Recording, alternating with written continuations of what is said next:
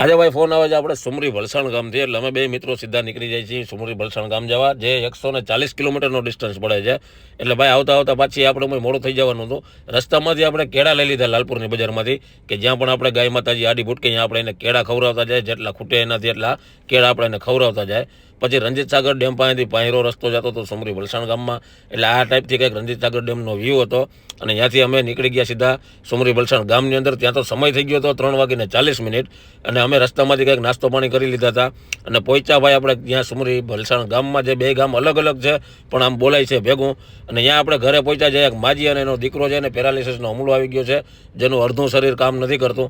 અત્યાર સુધી બે ગામવાળાએ બહુ જ મદદ કરી છે અને હજી પણ મદદ કરે છે, એટલે એ બે ગામવાળાનો દિલથી ધન્યવાદ. પછી એની યારે ઘણી બધી વાતોચીતો કરી અને ફાઇનલી અહીંયા ગામમાં આપણે કરિયાણું લેવા નીકળી ગયા. એની જીવન જરૂરિયાતની તમામ 2 થી 3 મહિનાની કરિયાણાની ખરીદી કરી લીધી અને અહીંયા આપી અને પાછા આપણે નીકળી ગયા રિટર્ન. તો